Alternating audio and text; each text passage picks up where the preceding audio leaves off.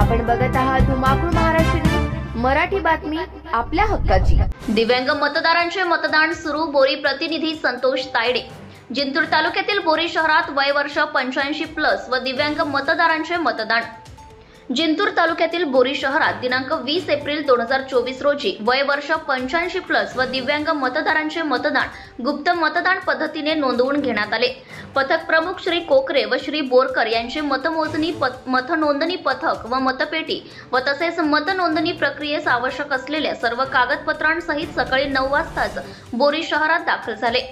पथकाने पायी फिरून टपाली मतपत्रिका उपलब्ध झालेल्या मतदारांच्या घरी प्रत्यक्ष भेट घेऊन मतनोंदणी प्रक्रिया पूर्ण केली। या कामी मतनोंदणी पथकास केंद्रस्तरीय अधिकारी मिलिंद माटे, विश्वनाथ बनसुडे, राजू लांडगे, भगवान राऊत व सुभाष गुहाडे आदींचे सहकार्य लाभले। एकूण मतदान 10 मतदार वय वर्ष 85+ व 2 मतदार दिव्यांग असे 12 मतदारांपैकी 1 मतदार मृत्यू झालाय व 1 औषध उपचाराच्या कारणाने अनुपस्थित होता।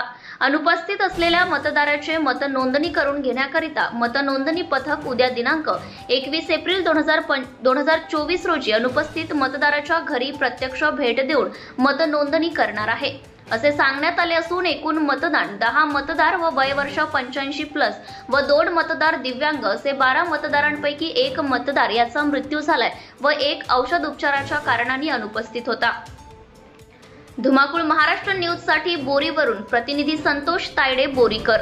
आपल्या परिसरातील ताज्या आणि महत्त्वाच्या बातम्या पाहण्यासाठी आजच आपल्या धुमाकूळ महाराष्ट्र न्यूजला YouTube वर सबस्क्राइब करा आणि बेल आयकॉन प्रेस करा।